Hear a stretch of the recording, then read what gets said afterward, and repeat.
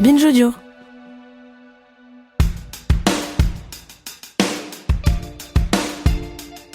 S'il y a bien une expression qui peut faire entrer en fureur n'importe quelle personne sensible à la cause des violences sexistes et sexuelles, c'est le terme féminazie. Une insulte clairement destinée à faire passer celui, ou plutôt celle, qui défendrait un peu trop le droit à ne pas subir du harcèlement et des agressions sexuelles à répétition pour une dictatrice en puissance. Cet anathème de féminazie, ce sont les militantes de gauche qui se le ramassent régulièrement.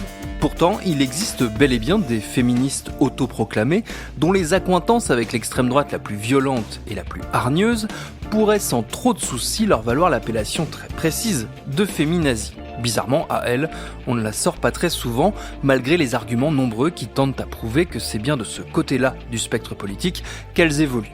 Le plus connu et le plus visible de ces groupes, c'est le collectif Némésis avec son visage médiatique Alice Cordier, qui sont l'un et l'autre les sujets de cet épisode. Je suis Thomas Rozek et vous écoutez Programme B.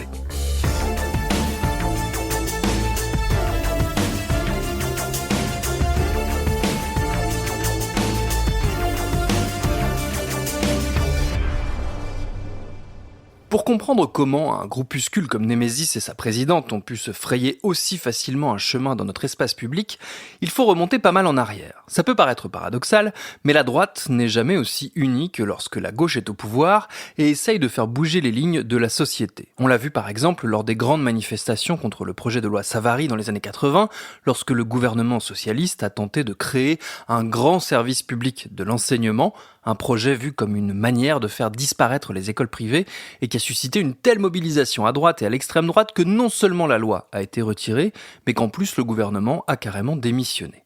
Pour la droite de l'époque, c'était la découverte de la manifestation et de la puissance d'un mouvement de protestation. Une forme de grand soir qui ramenait à la politique un camp déboussolé par l'arrivée de la gauche au pouvoir en 1981. Les générations suivantes auront elles aussi leur grand moment dans la rue, et pour les militants d'aujourd'hui, ce grand moment, il s'appelle la Manif pour tous. La Manif pour tous est de retour dans la rue ce dimanche pour défendre la famille avec un slogan.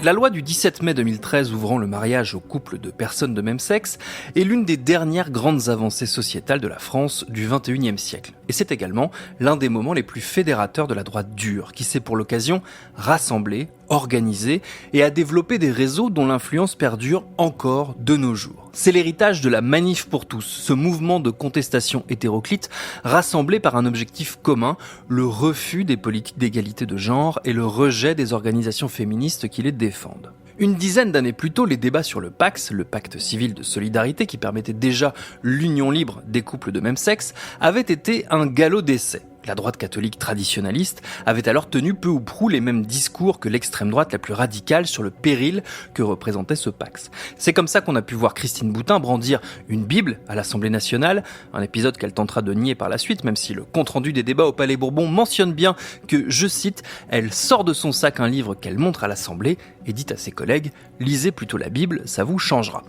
On a aussi pu lire à l'époque bon nombre de sous-entendus et de blagues homophobes dans les diverses publications de l'extrême droite. Mais on était encore loin de la ferveur de la mobilisation des années 2012-2013.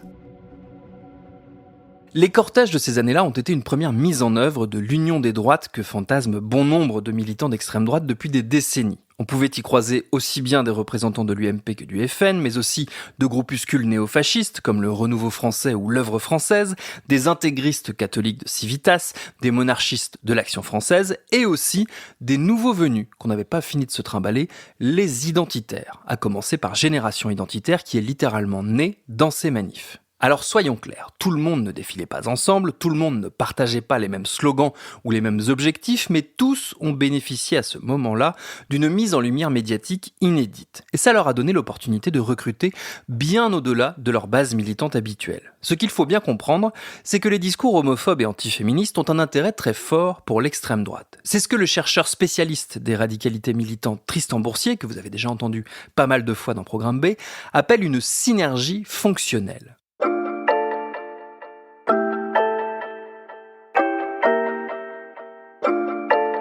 Selon lui, la rhétorique antiféministe a plusieurs fonctions pour la droite de la droite. Elle lui permet de fédérer, de politiser et de radicaliser.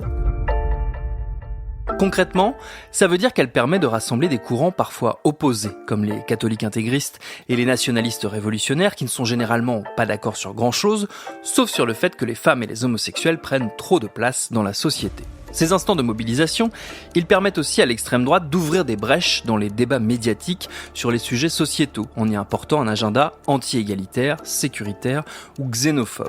Enfin et surtout, ils permettent de recruter, d'attirer de potentiels nouveaux militants. En allant sur le terrain des questions de genre, les mouvements d'extrême droite savent qu'ils peuvent faire basculer de leur côté celles et ceux qui seraient séduits par leur discours centré sur l'idée qu'il y aurait un ordre naturel des choses, une séparation des genres et des rôles qu'il faudrait préserver. Tout ça forme ce que la chercheuse Christine Barr appelle l'intersectionnalité des haines. Et ces discours, ils ciblent tout particulièrement les femmes européennes blanches, qui seraient prétendument menacées à la fois par les féministes et par leurs alliés LGBT, qui veulent casser cet ordre naturel, mais aussi par les puissances étrangères cosmopolites qui les instrumentalisent, et enfin par les hommes immigrés qui les ciblent pour les agresser au nom de préceptes culturels et religieux incompatibles avec l'Occident. En gros, au nom de l'islam, vous l'aviez compris.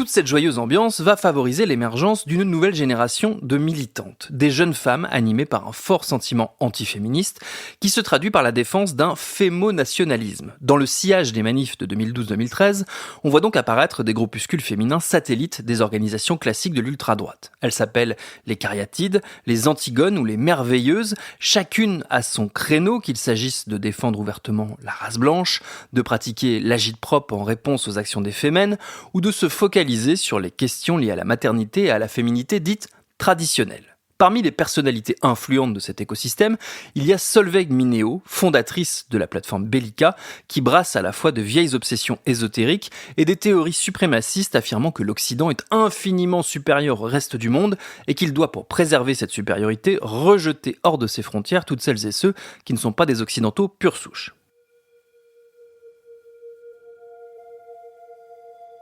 Ces groupes vont progressivement se déliter dans les années suivant la Manif pour tous. Mais leur influence, associée à celle des identitaires et de leur goût pour le coup d'éclat médiatique, va donner naissance à une autre organisation montée par des anciennes de Bellica et aujourd'hui connue bien au-delà du cercle des admirateurs et des observateurs de l'extrême droite, Némésis.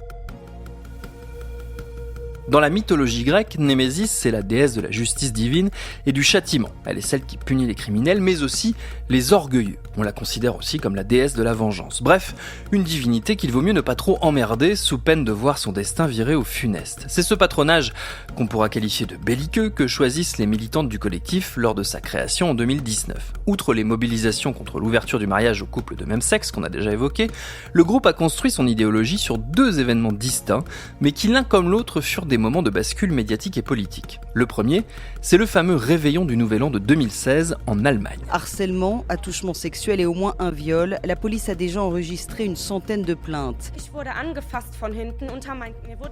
Ils m'ont touché le dos, sous mes vêtements. J'ai essayé de me défendre en donnant des coups avec mes bras. Ils étaient trop nombreux, je ne pouvais rien faire. Dans la nuit du 31 décembre 2015 au 1er janvier 2016, dans plusieurs villes d'Allemagne, on rapporte une explosion du nombre d'agressions en direction des femmes. Des groupes d'hommes s'en seraient pris à des centaines de femmes, à la fois pour leur voler leur téléphone ou leur portefeuille, mais aussi pour les agresser sexuellement.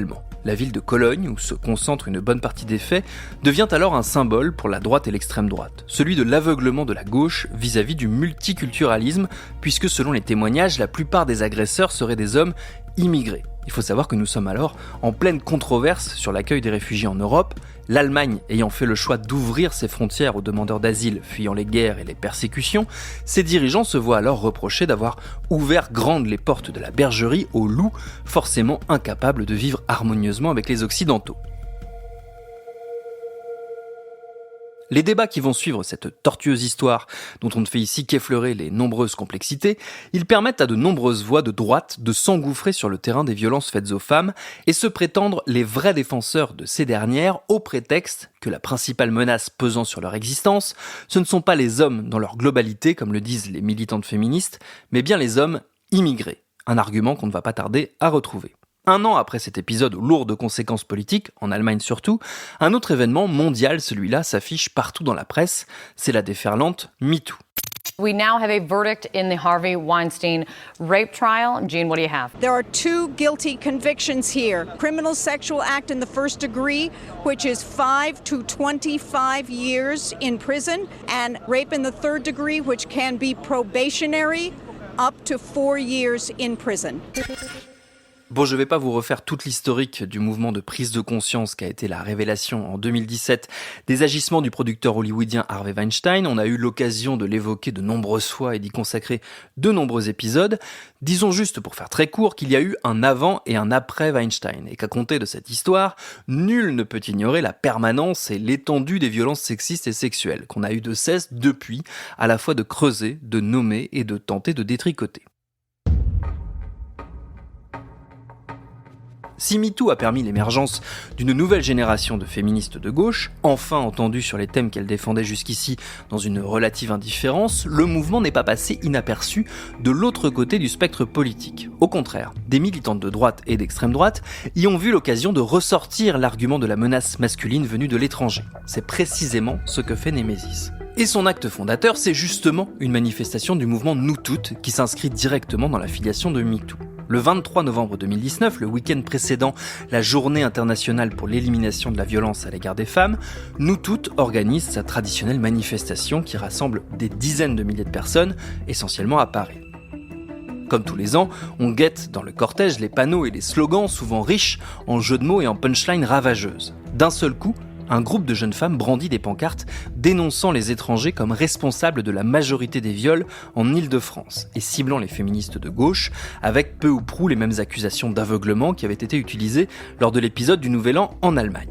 La scène ne dure pas bien longtemps. La poignée de militantes se fait mettre assez fermement hors de la manif, mais le happening a fait le tour du web et les médias se pressent pour essayer de comprendre qui se cache derrière, qui sont ces jeunes femmes qui revendiquent un féminisme identitaire. Résultat, on parle surtout d'elles dans les jours qui suivent. On relaie au passage leurs slogans xénophobes et on s'étend beaucoup moins sur les revendications de Nous Toutes. C'est la première apparition publique de Nemesis et déjà tout est là. Le groupe fait de l'agitation pure. Il s'invite dans des rassemblements, souvent en cachant ses véritables slogans sous de faux panneaux. Il se dévoile en plein cœur de la manif, se fait éjecter manu militari en moins de 2 minutes et peut ainsi alimenter ensuite un cycle médiatique de plusieurs jours à base de messages sur les réseaux sociaux, d'invitations chez les médias complaisants du groupe Bolloré et de relais par les diverses personnalités d'extrême droite acquises à sa cause.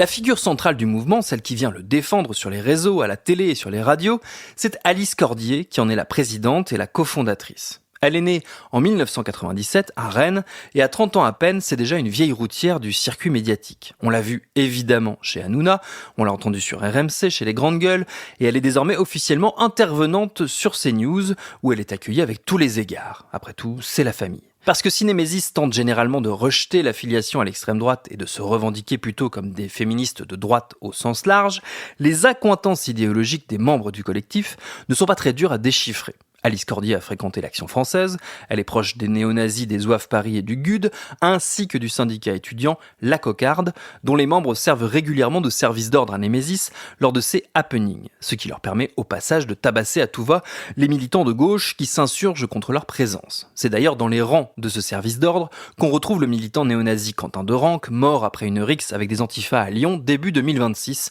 alors que Nemesis organisait un nouveau happening à côté de Sciences Po Lyon. Les Antifas, c'est une des bêtes noires de Cordier et consorts, qui réclament à grands cris la dissolution des groupes comme la Jeune Garde depuis des années et ciblent régulièrement ses membres, quitte à tenter, comme l'a révélé une enquête du journal L'Humanité, d'organiser des guet-apens dans lesquels elles se proposent de servir d'appât pour faire tomber les militants de gauche nez à nez avec des groupuscules ultra-radicaux de droite chargés de les tabasser. Il n'empêche, ce ciblage répété des Antifas, il va offrir à Némésis un de ses coups d'éclat fameux.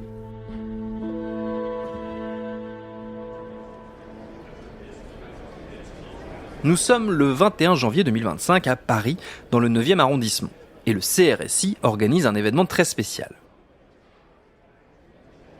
Le CRSI, c'est le centre de réflexion sur la sécurité intérieure. Vous n'en avez sans doute jamais entendu parler. C'est un think tank dédié aux questions de sécurité et de souveraineté et lié de très près à la droite, voire à la droite de la droite, puisque son grand patron, c'est Thibault de Montbrial, avocat, ancien conseiller de Valérie Pécresse dans sa désastreuse campagne pour les présidentielles de 2022. Vous m'avez manqué! Ancien candidat aux législatives pour les Républicains et de plus en plus proche de l'extrême droite, puisqu'il a notamment participé au comité stratégique du média d'extrême droite Livre Noir, qui s'appelle désormais Frontières, et qu'il a reçu pour son centre un financement de Pierre-Édouard Stérin, le milliardaire fermement décidé à arroser de sa fortune tous ceux qui pourront aider l'extrême droite à s'imposer idéologiquement en France. Bref, on clapote ici totalement dans le marigot de la droite radicale des années 2020. Et c'est donc sans trop de surprise qu'on découvre que l'invité d'honneur du CRSI ce fameux 21 janvier 2025, c'est le ministre de l'Intérieur de l'époque, Bruno Retailleau. Un homme dont la porosité avec les idées de l'extrême droite n'est plus approuvée puisqu'il en est directement issu.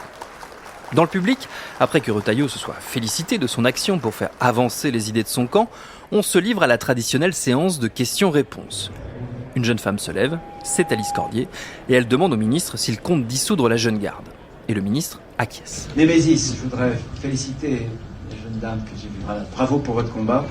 Et vous savez que j'en suis très proche. C'est l'adoubement rêvé pour Cordier et ses militantes qui se voient ainsi gentrifiées, alors certes par un ministre dont on ne découvre pas à ce moment-là qu'il a des sympathies pour la droite radicale, mais par un ministre quand même. Retailleau cherchera à s'en défaire quelques jours plus tard en répondant à une interview sur Europe 1 et CNews, ce qui ajoute un peu au tragicomique de la situation, et prétendant qu'il ne savait pas vraiment qui était Némésis. Pourtant, le mouvement est déjà bien connu à l'époque, tout comme sa présidente, que ses coups d'éclat avaient déjà rendu fameuse. Elle avait par exemple fait le buzz quelques temps plus tôt en ouvrant une cagnotte afin de payer un billet d'avion pour expulser ma consoeur journaliste Nassira El Moadem, déclenchant une avalanche de harcèlement raciste à son encontre. D'ailleurs, un petit tour sur ses réseaux sociaux, qu'elle a pas mal expurgé quand même depuis, ne laissait qu'assez peu de doutes sur ses idées, aussi bien dans les contenus que dans les collaborations qu'elle y affiche. Car oui, on a beau être une militante d'ultra-droite, on n'oublie pas au passage de faire un peu de business. Les anciens avaient des maisons d'édition ou des librairies, les plus jeunes s'adaptent au nouveau paradigme du web social et vont plutôt se faire les égéries de marques de fringues ou de compléments alimentaires quand ils et elles ne vendent pas directement des formations, des séances de coaching ou des livres auto-édités. Outre la vente de goodies directement estampillés Némésis, Cordier s'affiche régulièrement avec des produits issus de la petite mais très vigoureuse communauté des créateurs identitaires, comme Relica, qui propose des suites design mettant en scène Jeanne d'Arc ou Napoléon avec des fusils d'assaut. Des représentations symboliques au message politique plutôt clair, mais qui sont aussi un moyen de gagner de l'argent, tout simplement.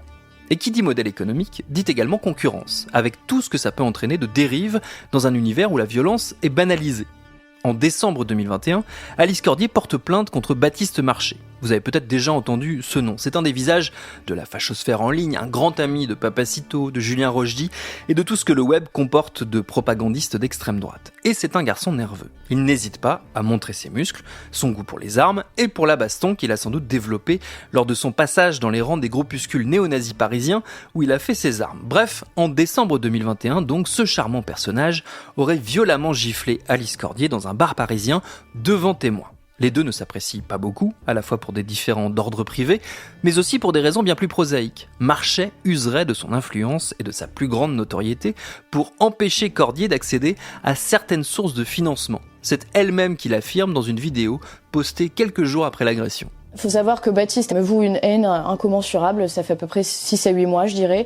Il a plus de poids que moi sur les réseaux sociaux, c'est pas un militant, déjà c'est un chef d'entreprise, donc la donne n'est pas tout à fait la même, puisque ça veut dire qu'il a un impact financier, que moi je n'ai pas encore. Donc ça veut dire qu'il m'a aussi bloqué des contrats, il a avec notamment une boîte sur du placement de produits et un accord tacite pour que je ne puisse pas être en partenariat avec cette boîte-là. Car même s'ils sont militants, même s'ils sont engagés pour la cause, les influenceurs de l'extrême droite n'en demeurent pas moins des auto-entrepreneurs comme les autres, soucieux de faire fructifier leur célébrité en sollicitant constamment leurs abonnés, avec des cagnottes, des collectes, des appels aux dons et des ventes diverses. Le nerf de la guerre, évidemment, ça reste la capacité de fidélisation de cette communauté qui pousse les influenceurs à s'adapter au format en vogue. Ainsi, Alice Cordier publie énormément de react, des vidéos face caméra où elle commente d'autres contenus, d'autres déclarations, s'adressant directement aux internautes qui la suivent. Des contenus courts, viralisables, reproductibles à l'infini, calqués sur les standards de ce qui fonctionne aujourd'hui et qui illustrent bien la capacité d'adaptation de cet écosystème d'extrême droite qui tient sur 2 jambes. L'une pleinement installée dans la sphère virtuelle, l'autre en permanence arrimée dans un secteur médiatique qui, on l'a dit, lui est de plus en plus favorable, surtout quand les débats sur les obligations de quitter le territoire français, les OQTF, lui offrent des boulevards pour déverser sa propagande. Aujourd'hui, les personnes sous OQTF, on les relie notamment à des faits extrêmement violents, à des grands-mères violées, à des jeunes filles violées dans leur hall d'immeuble, à des fillettes qu'on a retrouvées pliées en 4 dans des valises quand même. C'est ça aujourd'hui, si vous voulez, les OQTF. Tout ça perdure malgré les polémiques à répétition et les preuves nombreuses de l'affiliation claire et nette de Némésis et de sa présidente aux courants les plus radicaux et les plus violents de l'extrême droite. On l'a encore vu récemment. En mars 2026, un utilisateur du réseau social X, anciennement Twitter, se faisant appeler Kenneth Ukraine, poste une photo. Ce militant néo-nazi, passé par les rangs des groupuscules d'ultra-droite lyonnais, est aussi un vétéran de la guerre en Ukraine, d'où son pseudo, où il a combattu dans les rangs du bataillon Azov, connu pour être un repère de militants d'extrême droite très violents. Sur la photo donc, on voit Alice Cordier et un autre homme faire un signe en forme de S avec leurs mains. À côté de la photo, un dessin représentant un homme cagoulé faisant le même geste. Derrière lui, un Schwarzsonne, un soleil noir, symbole nazi bien connu à l'ultra-droite puisqu'il fait partie de la mythologie des SS. Ça vous donne une petite idée de l'ambiance car ce fameux geste en forme de S qu'on fait avec les doigts, c'est bel et bien un signe de ralliement inventé par les néo-nazis au début des années 2000 et repris notamment par un groupuscule nommé Skull Shooters dont on aperçoit des membres dans les autres photos tirées de cette même session où apparaît Cordier. La défense de la présidente de Némésis a consisté à affirmer que la photo datait de 2015 et qu'elle y reproduisait le symbole d'un groupe de rap qu'on venait de lui montrer. Sauf que, comme l'ont prouvé plusieurs enquêtes journalistiques, chez Libé notamment, les photos datent de 2022. Dernier exemple en date, le 16 mai 2026 à Londres, le militant d'extrême droite britannique Tommy Robinson, ancien hooligan, multi-condamné, raciste, xénophobe, islamophobe très virulent, organise une manifestation baptisée Unite the Kingdom. Une manif dont la visée est clairement d'appeler à la haine contre les personnes issues de l'immigration, essentiellement les personnes musulmanes, bête noire absolue de Tommy Robinson. Sur scène, face aux dizaines de milliers de personnes réunies entre 2 discours, on a le droit à des happenings d'un goût douteux pour le dire poliment. Notamment un violoncelliste qui se produit avec des morceaux de bacon sur les épaules pour faire fuir les musulmans.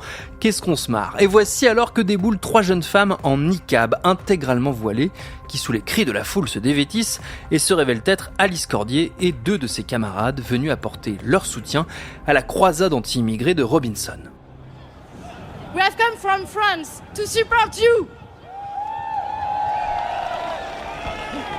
We are the Nemesis Collective, an association of French activists who denounce the impact of immigration and Islam in France and Europe. Némésis est donc maintenant pleinement installé dans l'international facho qui vise le pouvoir en Europe.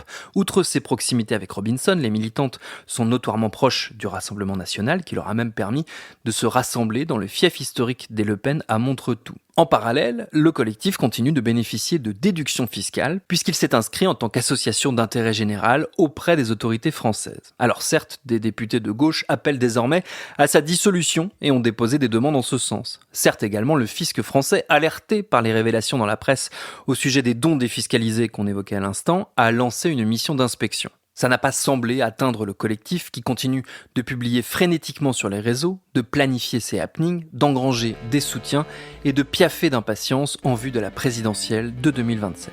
Quoi qu'il arrive, le petit business des identitaires définitivement ne connaît pas la crise. Merci à Jude Rigaud qui a réalisé cet épisode de Programme B préparé par Charlotte Bex. Programme B, c'est un podcast de Binge Audio, une marque Urbania. Tous nos épisodes, les anciens comme les nouveaux, sont à retrouver sur toutes vos applis de podcast préférées. Cherchez-nous sur internet si vous voulez nous parler et à très vite pour un nouvel épisode.